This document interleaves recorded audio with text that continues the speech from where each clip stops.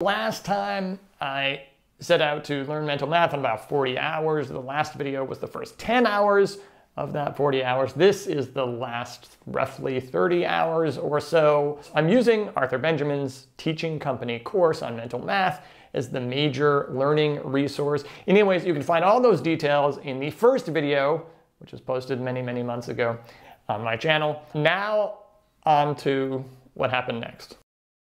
So I am nearing about 20 hours into this project, and I'm about to take another diagnostic test. But before I do that, I wanted to give you some reflections about how things were going at this point. So I've still been tracking my hours, as you can see here, but as you incorporate something into your life, these particular hours might become slightly inaccurate. I find myself doing math problems if I'm waiting in line somewhere, or if I'm lying in bed, idly lying in bed, and just am like, yeah, maybe I'll do a couple math problems. You know, it doesn't have to be a sit-down hardcore study session. I'm just kind of doodling with mental arithmetic. The other thing is that this diagnostic test that I'm about to take and that I've been taking, it's okay, but as a measure of my skills, it becomes less and less accurate over time. And the reason is that the course is teaching more skills than the test is testing. I'm still going to keep doing the test just to see how my results progress. But to me, it's become a little bit less important. The other issue is that the test has a lot of easy questions and some really hard questions. And what I get on any particular test seems to just be kind of a mixture of those two. So sometimes I'll get a bunch of easy questions and sometimes I'll get some hard questions. And so in that sense, the test is not as consistent as I would like it to be. On to the important stuff about learning.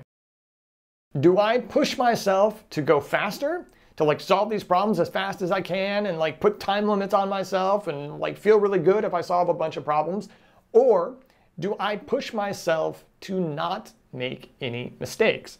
So in that case, I'm spending more time double checking that I got the problem right, but I'm obviously not pushing myself for speed. Generally speaking, I think of speed as a happy result of growing expertise, but not as a specific goal that we should be explicitly pursuing. The learning benefits of trying to solve a difficult problem correctly, without making any mistakes, outweigh the learning benefits of trying to solve that really fast. You can end up in situations where you develop bad habits because you've been pursuing speed and not pursuing correctness. That said, occasionally I do push myself on speed, maybe 10% of the time or 5% of the time or something. But generally speaking, there's more value in learning the patterns well. And I think that holds true for any kind of problem-solving domain. If I solve a problem in two ways and get the same answer, not only do I know that I didn't make any mistakes, but I also get the benefit of seeing which method was faster or easier, and I get to see the relationships between the methods. Sometimes you see like, oh, that's why that pattern works. Sometimes two evidence-based learning principles conflict with each other.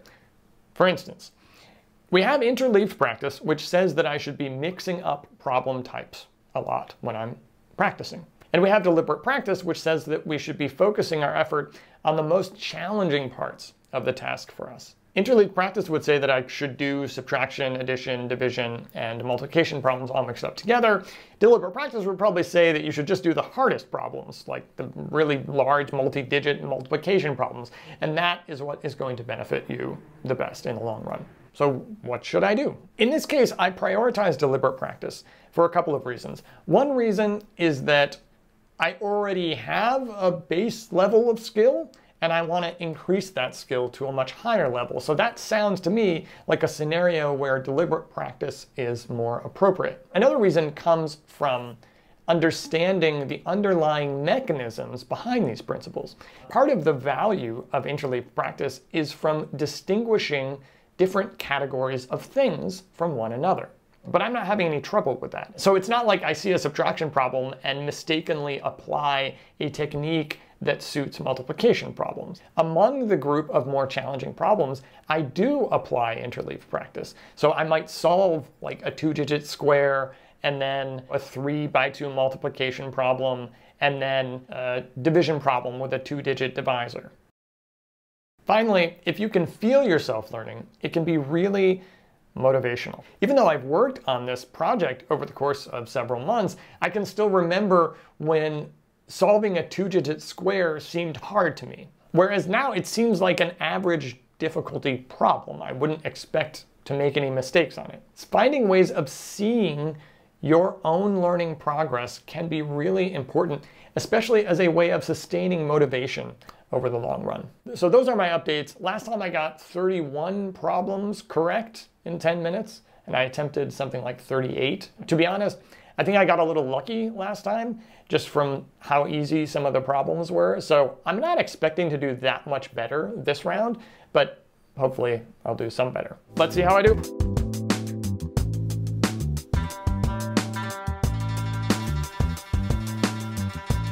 So I did about as well this time as I did on the last diagnostic test. There wasn't any real improvement. Yeah. Is that a problem? Maybe. Now, I might be just rationalizing my own poor performance, but it's a good time now to talk about something that happens all the time when we learn. A naive way to think about it is that the relationship between practicing or studying and performance should be linear. So the more time that we put into practicing, the better our performance will be. In general, that is true, but when you look closely, what you usually see is something a bit different. So performance gains tend to happen in spurts. So you'll go for a long time in which you feel like, man, I don't even know, am I improving? Am I not improving? I don't know. I keep practicing. And then all of a sudden, your performance might get better very, very quickly. And then you'll start to plateau again. Part of the reason for these plateaus is that performance indicators, that's like the tests that I'm taking, are only partial measures of the learning that is happening. Imagine you're learning to play tennis and your coach teaches you the forehand first. And so you keep practicing the forehand and you get better at the forehand. And then they teach you the backhand. Well, you start learning the backhand and it's not just adding a fact to your repository of facts in your brain, right? When you learn the backhand, there's some similarities to the forehand, like there's some muscle movement, turning similarities, but it might actually make your forehand a little bit worse at first as your body adjusts to making these two kinds of movements. You need to learn how to do the backhand well while keeping up your performance of the forehand, but then you also have to learn how to integrate these two together in order to hit balls that are coming at you in any kind of direction. So you might be hitting a backhand, you might be hitting a forehand. And so the integration in terms of how you move, how you turn, requires learning yet another kind of skill.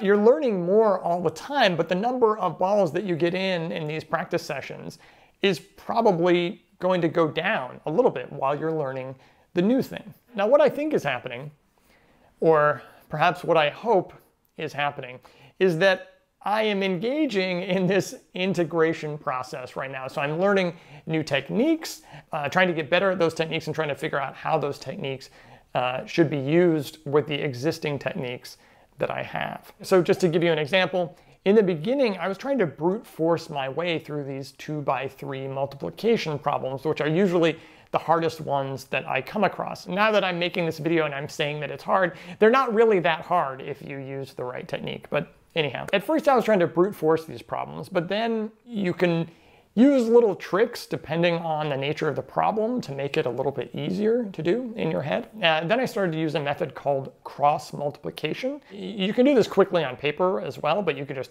hold the numbers in your head as you go.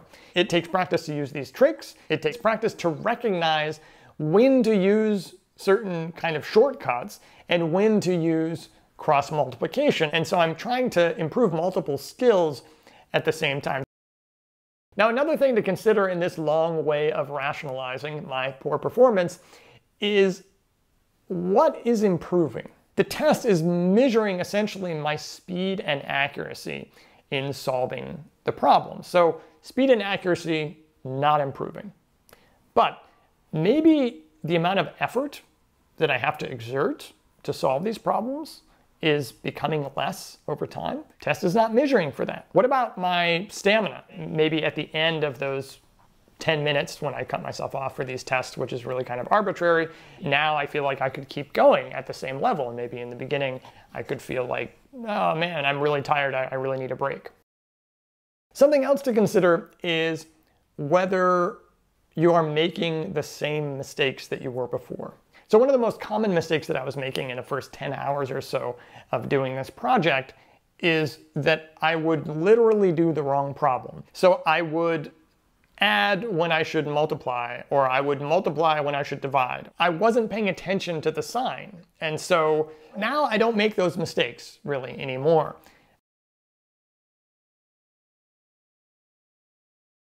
But those kinds of mistakes, when you miss a sign for another, potentially could mask a different kind of mistake.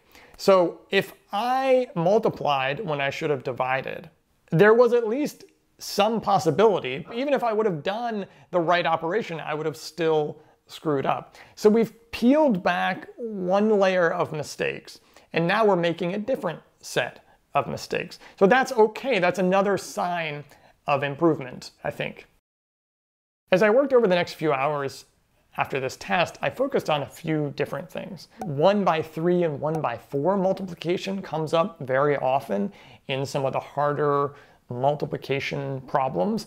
And so you want to get really, really, really good, like perfect at doing this. At the moment, I'm okay at doing it. I also noticed I was having trouble dividing numbers by small 2-digit numbers. It should be easier for me to do. And so what I focused on is just a little bit of time spent learning the multiples of, say, 13, 14, I guess 15 and 16 are easy, 17, 18, 19, just so I would be able to recognize more quickly when, say, what's like 9 times 19 or 9 times 17. When I see that result, I recognize immediately that,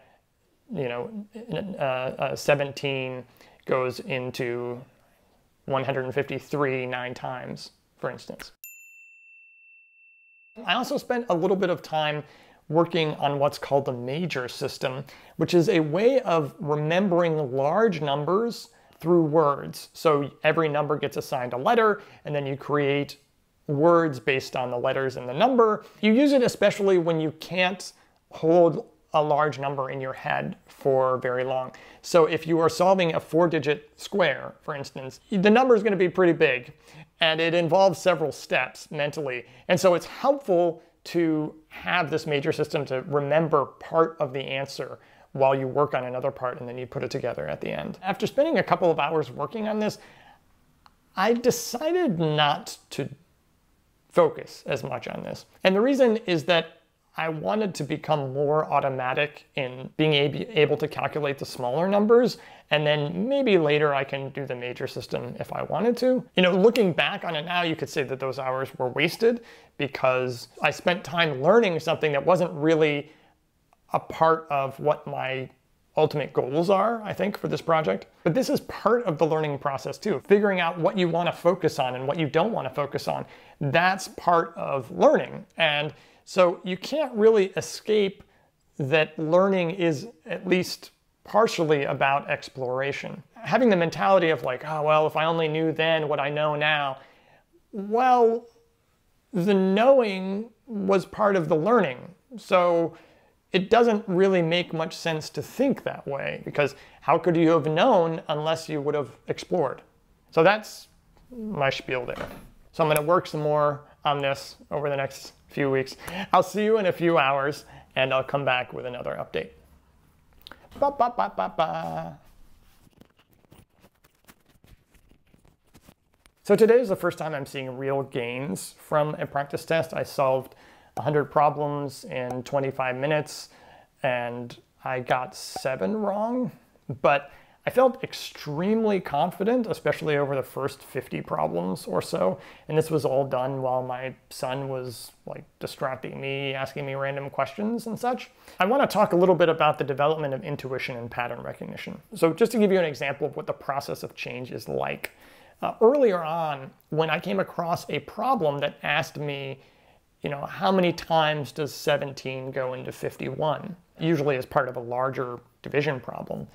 I would take a guess and then I'd have to check, right? So I might guess it's not 2, but I might guess 3 or 4 possibly, and then I'd have to check, like which one of those is correct. Then a little bit later, because I got used to seeing the patterns and because I started directing my attention to the right qualities of the number, it became a lot easier to guess correctly. You have 17, you see 51, and you know that some multiple of 7 has to end in 1. And really there's only 3 that ends in 1 that it can possibly be correct. So when you see that and you look at the 1 and you know, okay, it must be 3, and then you can double check if you want. You can say, okay, 3 times 10 is 30 plus 21, that's 51, great. Now, when I look at something like this, when I look at that 51, I'm not even really focusing on part of the number. It's just that 3 pops into my head. It just feels right. 3 must be true. Now, obviously, I can go back and quickly check if I need to, but I'm starting to feel more and more like the right number is just coming to me without a lot of explicit calculation. I still have to do a fair amount of calculation, but there are parts of the calculating process that seem a lot more automatic. So I put a few more hours into this project, and the last diagnostic test I did, I got 91 problems correct out of 98 that I had attempted to do, and this was in 21 minutes and 25 seconds. This is okay, but it's not great. I really should not be missing any of these problems. These are pretty easy problems at this point. I'm wondering a bit how much of this is due to me just trying to rush through the test rather than taking my time and making sure I get every problem correct. Now lately I've been focusing on 3 kinds of problems: large division problems, 4-digit squares, and 2-digit cubes. Now all of these problems are on the harder side of the mental math spectrum, at least in the context of this course. You can get way, way, way harder problems if you get really good at this. Now I had done a lot of these problems during my practice before when I was first going through the course, but it had been a while since I did them, and I thought it would be a good idea to go back through them again. And the first time I sat down to do a bunch of large division problems, I made a ton of mistakes, and so that made me want to focus on them more. Notice that all 3 of these kinds of problems incorporate smaller, easier problems in them.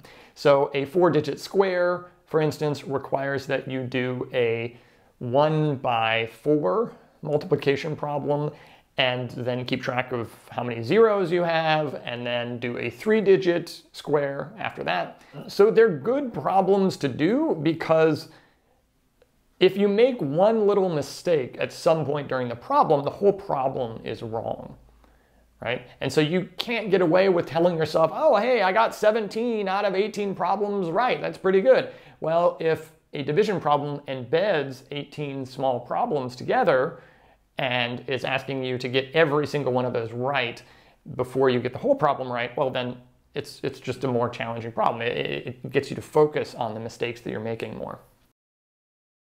Now, I know I said earlier I was going to set the major system aside and not really focus on it. As I did 4-digit multiplication problems, I just had to start using it again because it's really hard to remember the numbers if you don't. The second time around, I felt a lot more comfortable using it, and it seemed easy and helpful to me. Whereas the first time around, it felt like I was almost faking it. I was trying to use it, but not really using it super effectively. And with all that said, I am going to stop the project here, even though I have a few more hours left on my hours tracking sheet, because I feel like I have gotten out of it what I wanted to get out of it. And this part 2 video is going to be published many, many months later than I wanted it to be. I don't have any big desire to be a mental math competitor, but there are 2 things I've gotten out of it. One is a much better number sense, a much better sense of patterns within the natural numbers. And I feel much more comfortable calculating things in everyday life and estimating things in everyday life. If you can just do one thing, it would be to pay attention to your mistakes, understand the patterns in your mistakes, and figure out how not to make those mistakes in the future. This is really the essence of deliberate practice. As you notice patterns in the mistakes that you make, then you can figure out, well, what is the activity that I should do to make me better at this skill? You can put a pause on one skill or one component of what you are learning and come back to it later. There's absolutely nothing wrong with that. That actually is part of a healthy relationship with what you are learning, right? That is a form of managing your time and attention, managing your cognitive load. And often, the second time that you come back to something, you're going to be in a much better position to appreciate it or to understand how to do it or to be able to do it more effectively. So the learning process that second time around is going to be easier. It just is. In all of these problem-solving domains, I really think that you should aim for correctness over speed. I've never regretted prioritizing correctness over speed, but there are times when I have regretted prioritizing speed over correctness. You always need to be moving to more and more challenging problems, more and more interesting problems, more problems that embed other skills and other smaller tasks inside of them. And this is a point that Arthur Benjamin makes in the mental math course, is that it's only when you start doing some of the more advanced things that you understand those simple things. You get really, really good at single-digit multiplication when you are doing these larger multiplication problems. But this also means that how you test yourself and how you assess your own skills have to change over time. By the end of this project, this diagnostic test that I started out using and I started out thinking it was okay, not great, but okay, really became more like, these are a bunch of dinky problems to do. Doing the test wasn't interesting anymore because it just seems more like busy work. And so you want to really avoid that feeling of busy work and move towards these more challenging, more interesting problems. Another key point is to use the research on learning as a guide, not as a shackle. This means understanding some of the principles of effective learning, but it also means having some sense of why they work the way they do. And maybe even more importantly, understanding the limits of these principles. You know, when does interleaving benefit you? When does it not benefit you? You're using these principles as tools to help you, but it's not like you are bound to always use these principles at all times, otherwise you're doing some kind of suboptimal learning experience. No, it's not about that at all. It's about structuring your experience and learning from your own experience while you use these tools to help you. The last thing that I want to say is that skill development and observation or noticing things go hand in hand. It's not just that you're learning some arbitrary set of skills. It's that the development of skills help you to see things differently, and vice versa. Seeing things differently can help you to develop your skills as well. All the stuff that Arthur Benjamin talks about in his course, yes, they are all kind of tricks, right? They're mental math shortcuts, ways of making problems easier to do in your head. But as you learn these tricks, you're also seeing patterns that you weren't seeing before. That, for me, is what was interesting to me. That was what kept me motivated. If that wasn't happening, then it just seems like I'm turning the cogs in a machine. And it doesn't make it interesting. Thank you for joining me on this little journey. If you liked this video, I am slowly building a playlist of other learning challenges. This is where I try to apply the research on learning to actually learn something. You can check that out right there. Links to other resources are in the description. Thank you. I'll see you next time.